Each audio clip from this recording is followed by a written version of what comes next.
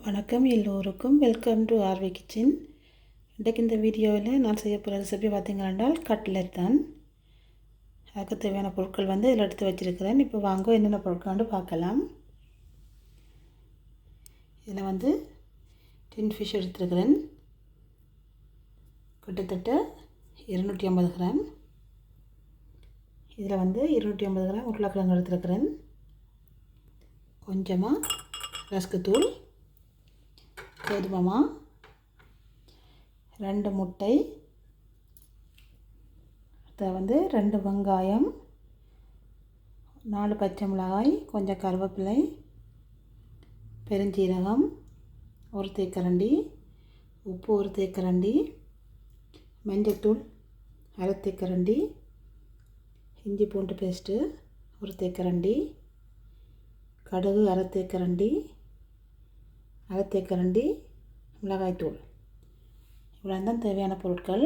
அடுத்தது எண்ணெய் தேவை பொரிச்சு எடுக்கிறதுக்கு. இப்போ வாங்க கட்லெட் எப்படி செய்யணுன்றதை பார்க்கலாம். அடுப்பில் சட்டி வச்சுட்டு சட்டி ஆன் பண்ணுவோம்.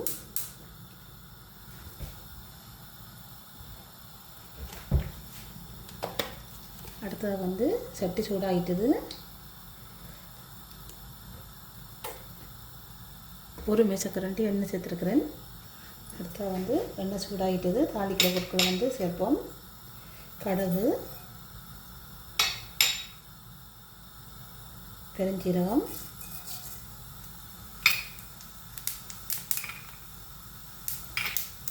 அடுத்தது வெங்காயம் சின்ன சின்னதாக வெட்டியிருக்கிறேன். பச்சை மிளகாய், கருவேப்பிலை நல்லா வதங்க விடுவோம்.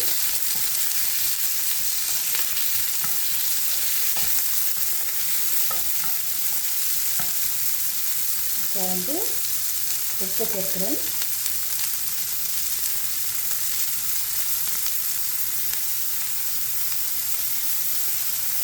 அதை சேர்க்கறது வெந்தயத்தில் சேர்க்கணும்.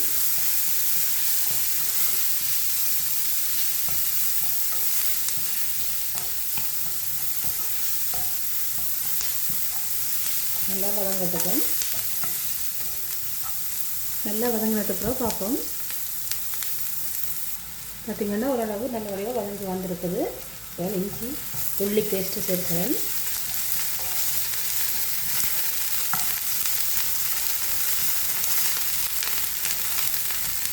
சேர்த்துட்டு வடிவாக கலந்து விட்டுட்டு அடுத்ததாக எடுத்து வச்சு டின் ஃபிஷ்ஷை சேர்த்து போட்டு கலந்து விடணும்.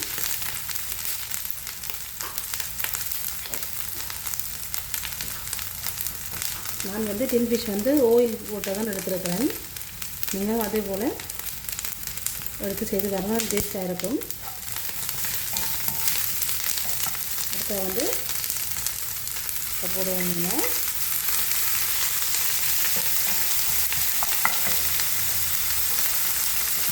வடிவாக கலந்து விடுங்க. கொஞ்சம் அடப்பா போட்டு ஒரு அளவான சுற்றில் விடுவேன்.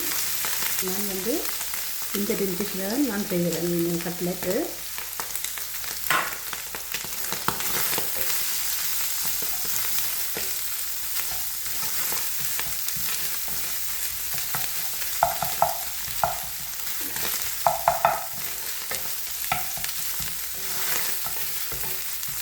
ஒரு கொஞ்சம் நேரம் நல்லா வதங்கணும்.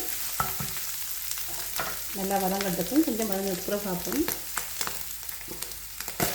ஒரு 2-3 நிமிஷம் நல்ல வடிவாக கலந்து விட்டு வதங்க விட்டாச்சு. அடுத்தது கொஞ்சமாக தூள் சேர்க்கிறேன்.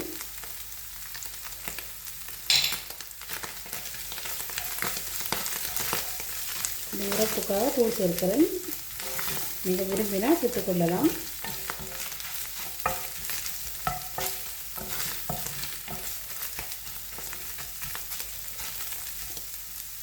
அடுத்த உருளைக்கிழங்கு சேர்த்துக்கொள்வோம்.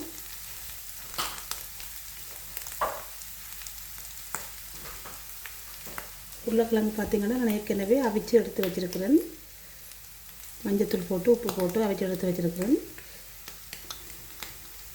இப்போ இதில் போட்டு நல்லா கலந்து விடுவோம்.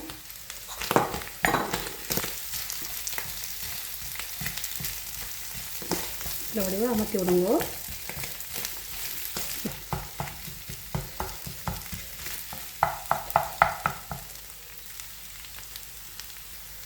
பார்த்தீங்களா இந்த வடிவாக கட்லெட்டுண்ட கறி வந்து செய்து எடுத்தாச்சு. இப்போ வந்து உப்பு வந்து ஓகேயாக இருக்குது.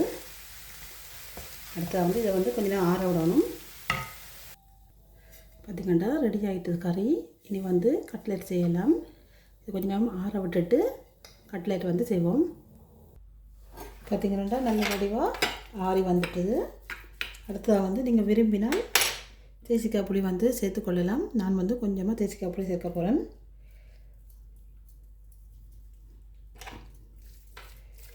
வடிவாக கலந்து விடுவோம்.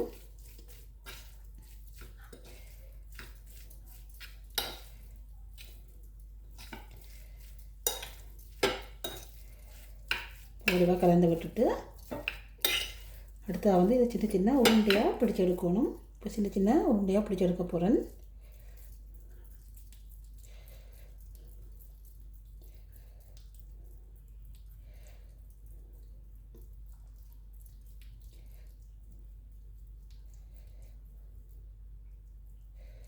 பார்த்தீங்கன்னா இப்படி உருண்டையாக பிடிச்சி எடுத்துட்டேன். இதை வந்து ஒரு பிளேட்டில் வைப்போம். இப்படி வந்து வடிவாக ஒரே சைஸாக பிடிச்சிங்கன்னா வடிவாக இருக்கும். பார்த்திங்கன்னா எல்லா உருண்டையும் பிடிச்சிட்டு பார்ப்போம்.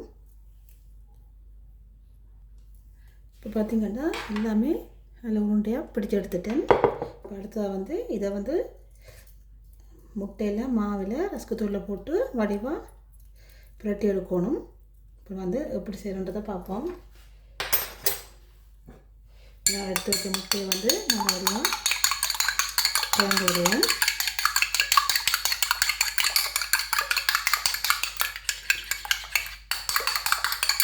முட்டையை வந்து வடிவாக கலந்தாச்சு. அடுத்ததாக வந்து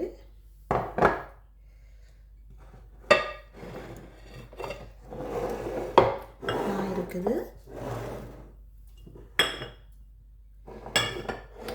முதலாக வந்து உருட்டி வச்ச கட்லெட்டை வந்து இந்த மாவில் வந்து போட்டு எடுக்க போகிறேன். இப்படி வடிவாக போட்டு எடுங்க. இப்போ வந்து எல்லாத்தையும் மாவில் வந்து போட்டு எடுத்துட்டேன். அடுத்த வந்து முட்டையில் போட்டு எடுக்கணும்.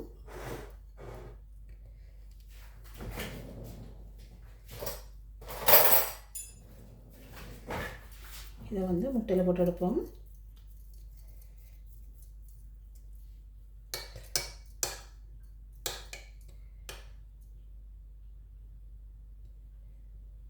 இதை வந்து ரஸ்க்கு தூளில் போட்டு எடுக்கணும்.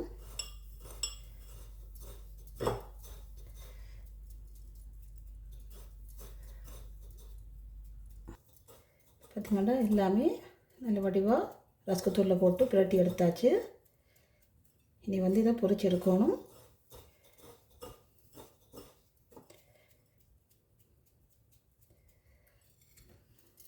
பாருங்கள் இப்படி வந்திருக்கட்டு.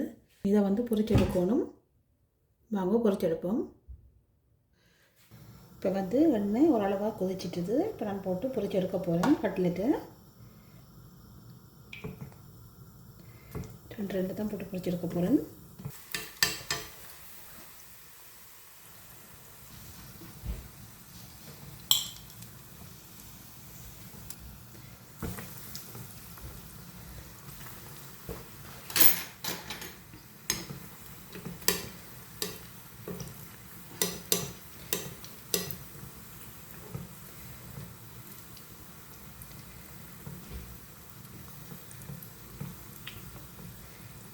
இதை வந்து 2 தரம் ரஸ்க்கு தூளில் முட்டையிலையும் பிரட்டி எடுக்கணும். இல்லையாண்டால் வந்து வடிப்பு வரும். கட்லெட் வந்து வடிவாக வராது. இது முக்கியமான ஒரு குறிப்பு.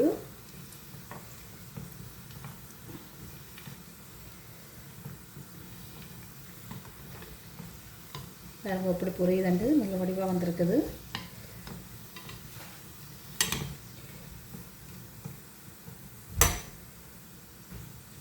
நல்லா இப்படி ப்ரௌன் ஆகிற மாதிரி பொரிச்சு எடுக்கணும்.